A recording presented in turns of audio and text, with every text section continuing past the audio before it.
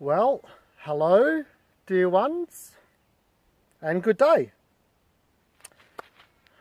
Namaste. Today we're going to talk about spiritualism versus religion. Spiritualism versus religion. Well, now, I guess there'd be a little bit of confusion going on around this one. What's the difference?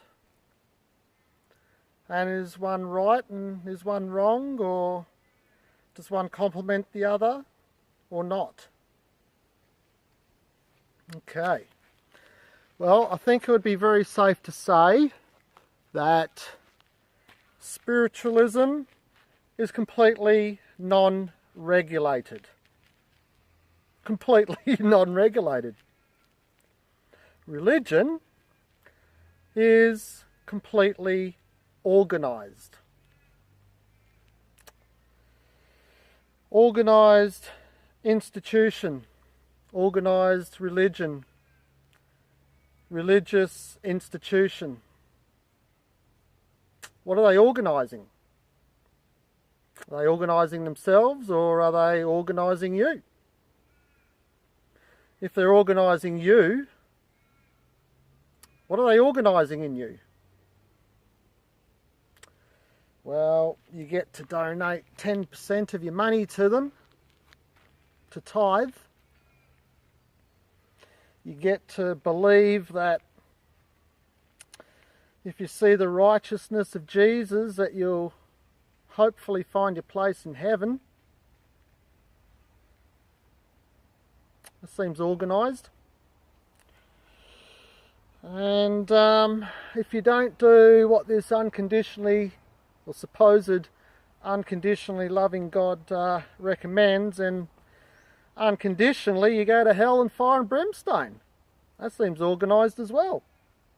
It seems organised that if you do the wrong thing by this God of this religion that you might choose to have faith for, then he's going to organise that you go to hell.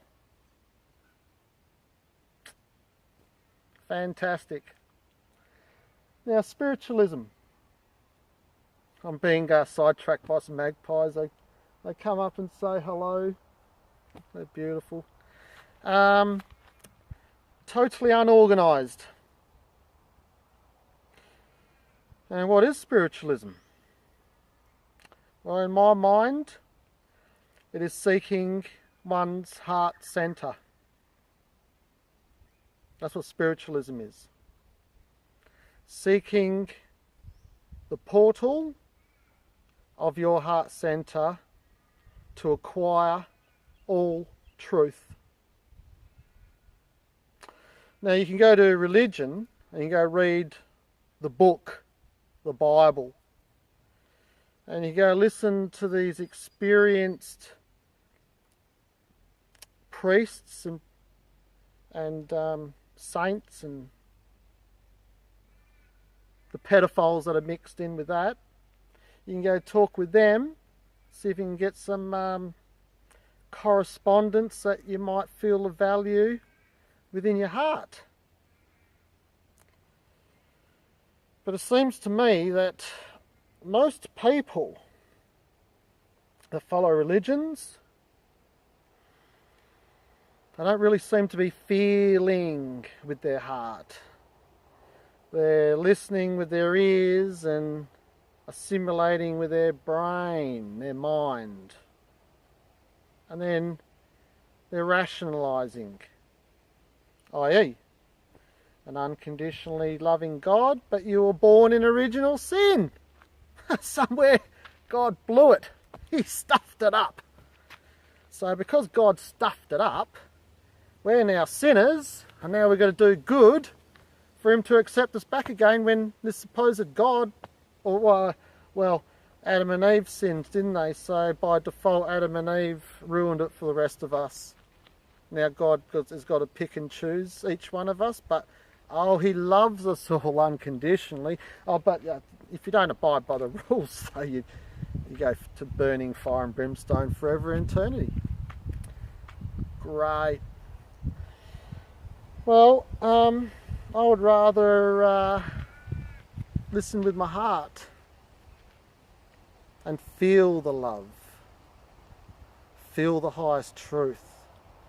Because while you're up here in this brain, you're not feeling in here. And what's more real? What happens when we die? What happens to you? You lose the physical body. You lose the human traits, the egos, you know, the resentments and the hates and all those faculties of the human being,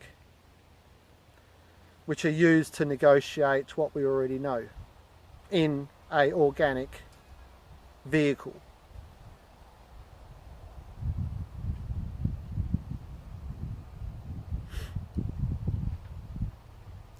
So, when we pass, what do we take with us?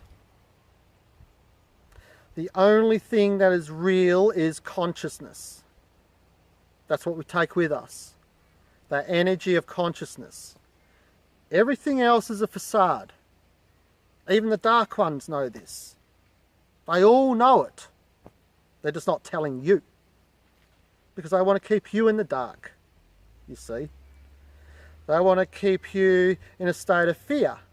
That's why you've got this God that if you don't do what it says that it wants you to do, you go to fire and brimstone. Well, it's a form of control, people. And, you know, really, when you're talking about intelligence, can you really, really comprehend that such an intelligent being would really give a rat's if you don't abide by this or that and that and this? Doesn't an intelligent being know that you're growing and you're learning? Isn't all that really matters is what is intent in your mind and attitude? That seems real to me. That is consciousness. That's what we take with us, is our conscious awareness. So with that, is religion teaching you this? Is religion teaching us this? That all that matters at the end of the day is that as long as you have the deepest desire in your heart, in your consciousness, and the love for all things, and acceptance, allowance, and forgiveness, isn't this the example of a powerful, highly evolved conscious being, as opposed to war, resentment, grief, horror?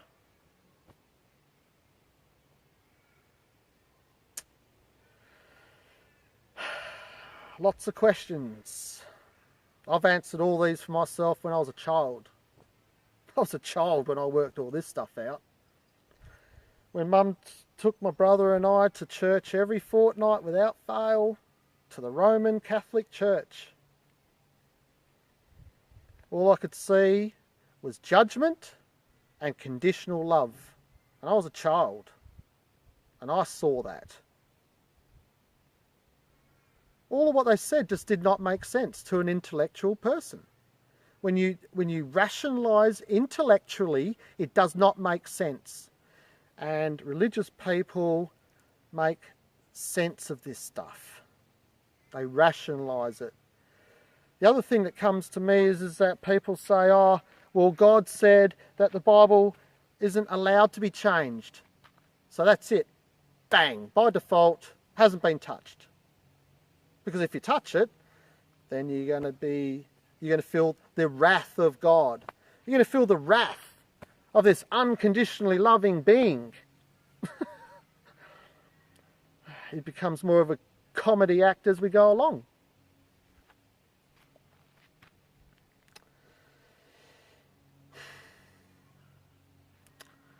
So while you're busy rationalising and thinking in your mind, you're missing out on this. The other thing with religion is that they explain meditation as sitting down, contemplating something. This is another lie, and it's an outright lie. Meditation is not contemplating. This is what the Jehovah's Witnesses say. They say that meditation is contemplating on a subject. I wonder if any of these people have looked the word up in the dictionary, what meditation means, what contemplation means. They are two totally different things. This is an example of a deception. Meditation is meditation. It does not involve contemplation or any thinking whatsoever. Meditation involves being at one with all things. It does not include thinking at all. Does a tree think?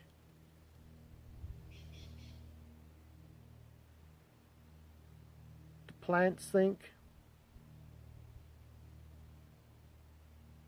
You know, even animals. They do not have the critical thinking faculty as humans.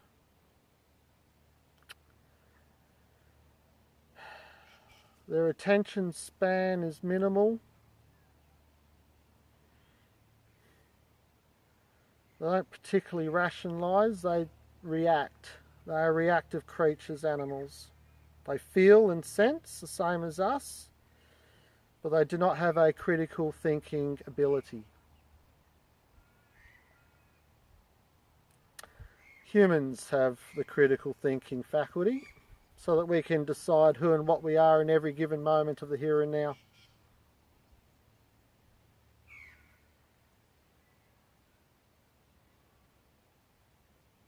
Okay. Come on.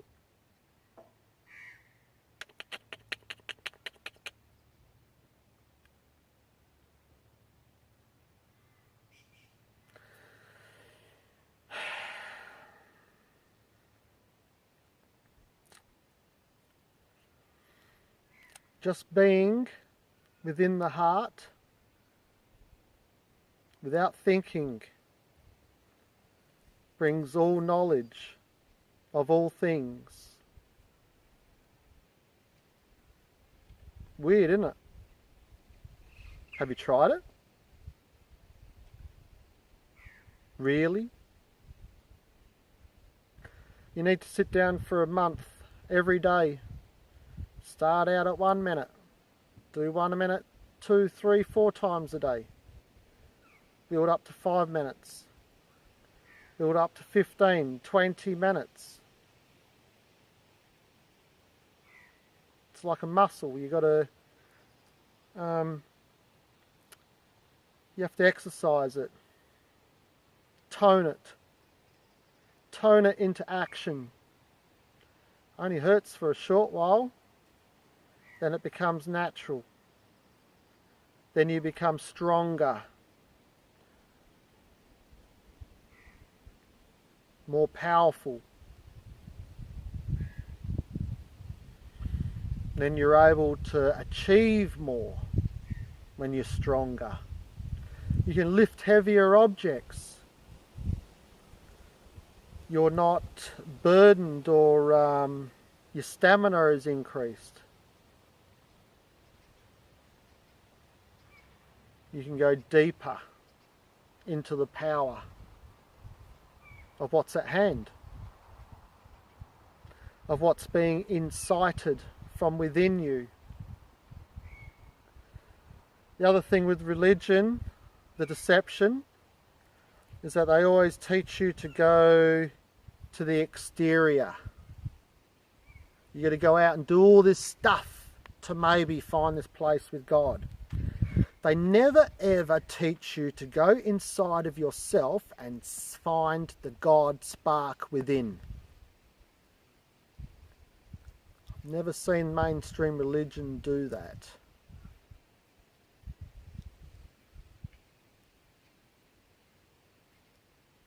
They don't empower you in that way. They keep you disempowered by believing that you are separate to your Creator and all other things.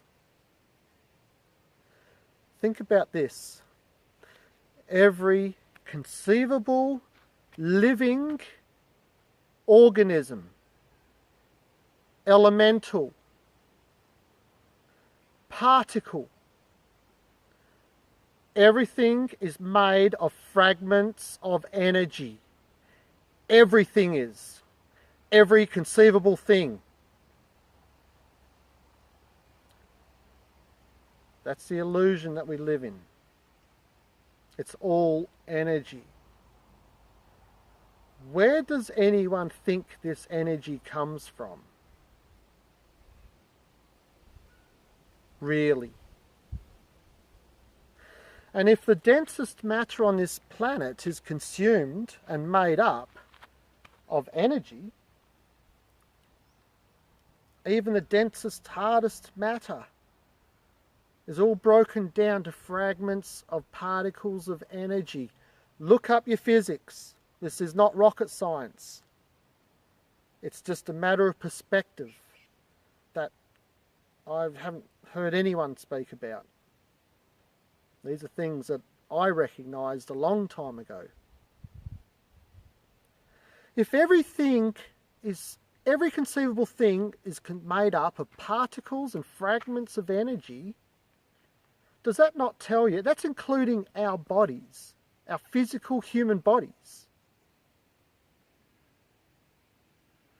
Isn't that telling you that we are all part of the same thing? Really?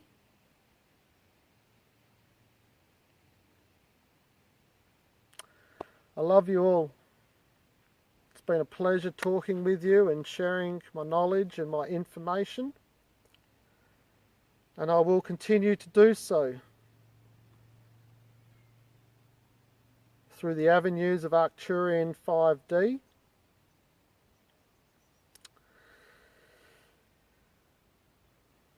I expect that my channels will stay open, but should they not, just search for Arcturian 5D and I will be with you. Namaste, dear ones. I love you. God bless. And a very happy Easter. And bless you, Archangel Michael. I love you, brother.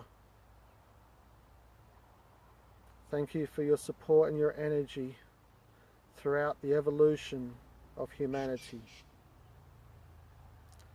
I bless you, darling. I appreciate you.